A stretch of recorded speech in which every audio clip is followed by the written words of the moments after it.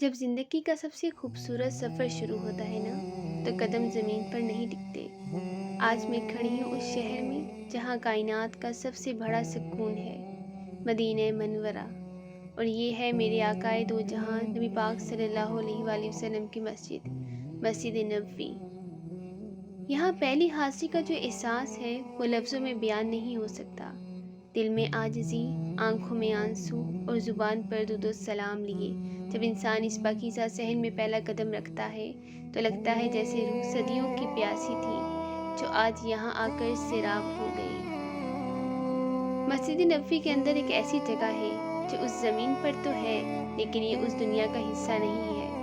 ये है रियाजुल जन्ना, यानी जन्नत का टुकड़ा। इन सब्ज़ कालीनों पर जब आप 2 रकत नफल पढ़ने का मौका मिलता है तो दुनिया की हर चीज़ पीछे छूट जाती है। सजदे में सर रख कर ऐसा लगता है जैसे इंसान सीधा अपने रब के आगोश में आ गया। अपने गुनाहों की मुआफ़ी, दिल के सारे दुख और आप सब की दुआएं मैंने इस जन्नत के टुकड़े पर रो रो के अल्लाह के सामने सर रख दिया। मदीने मनवरा की सुबह की एक और खूबसूरत रौनक, यहाँ के ये मासूम कबूतर। ये कोई आम परिंदे नहीं, ये अमन के सफ़ीर हैं। ये इतने पुरसकून और मानूस हैं कि ज़ायरीन के हाथों से दाना चुगते हैं। जब ये सैकड़ों कबूतर एक साथ फड़फड़ाते हुए गुंबद खिज़रा के गिर्द उड़ते हैं तो ऐसा लगता है जैसे ये परिंदे भी अपने अंदाज में आकाए दो जहां रसूलुल्लाह सल्लल्लाहु अलैहि वसल्लम पर दरूद व सलाम पढ़ रहे हैं। इन परिंदों का भी इन मुक़द्दस शहरों से एक अजीब ही रिश्ता है। कहते हैं कि इन कबूतरों की नस्ल से हैं जिन्होंने काले सोर के बाहर घोंसला बनाकर हमारे प्यारे नबी सल्लल्लाहु अलैहि वसल्लम की जान बचाने में मदद की थी। इसलिए आज भी यहाँ का बच्चा बच्चा इन परिंदों से मोहब्बत करता है। पूरे मक्के और मदीने में जगह जगह हरम का दाना बेचने वाले मिलेंगे। ज़ायरीन बड़े शौक से ये दाना खरीदते हैं और इन मासूम परिंदों को डालते हैं। इन कबूतरों की सबसे खूबसूरत बात जानते हैं क्या है? इतने पुरसकून और मानूस हैं कि इंसानों से डरते नहीं हैं, उनके पास से गुजर जाते हैं।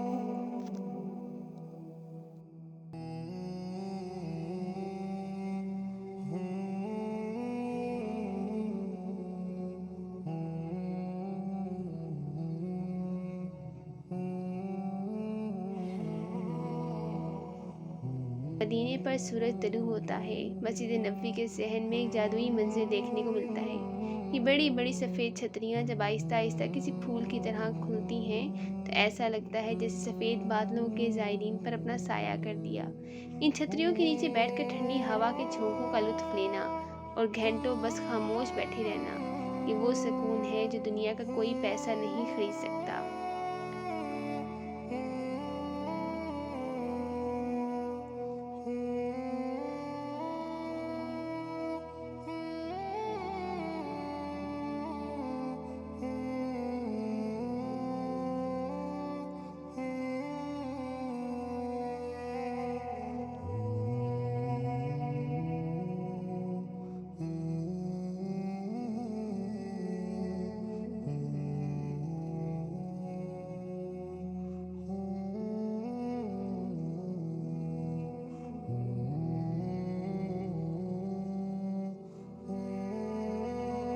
मदीने के सुकून के बाद अब सफ़र रुख करता है अज़मत इलाही की तरफ। मक्का मुकरमा, बचपन से जिस काबे की तरफ मुंह करके सजदा करते आए, आज वो हकीकत बनकर मेरी आंखों के सामने था।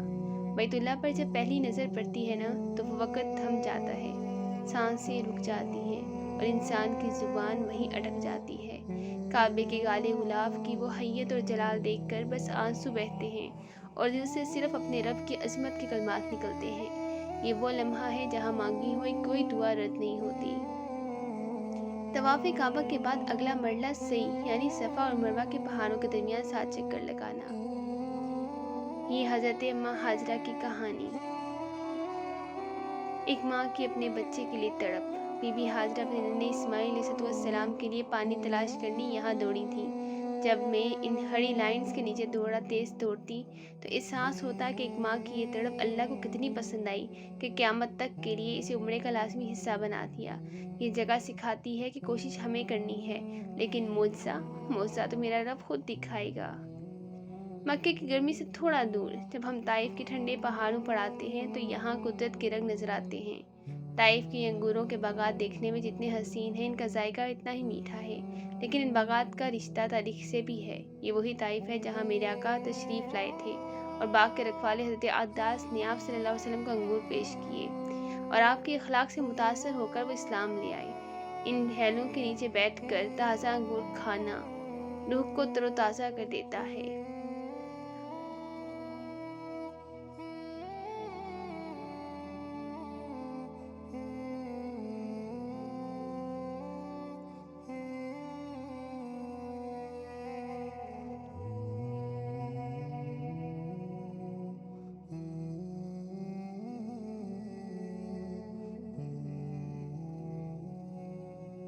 اس مبارک سفر کے اختتام پر میں آئی ہوں مکہ کے اس تاریخی اور خاموشی قبرستان میں، جسے جنت المعلیٰ کہتے ہیں۔ یہاں اسلام کی وہ عظیم ہستیاں آرام فرما ہیں جنہوں نے اس دین کے لیے سب کچھ اپنا قربان کر دیا۔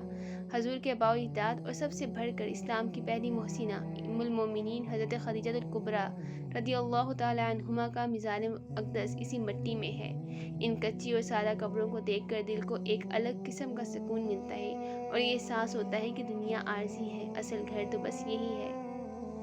اللہ پاک ہم سب کو اپنے گھر کی باداب حاضری نصیب فرمائے اور بار بار نصیب فرمائے، آمین ثم آمین۔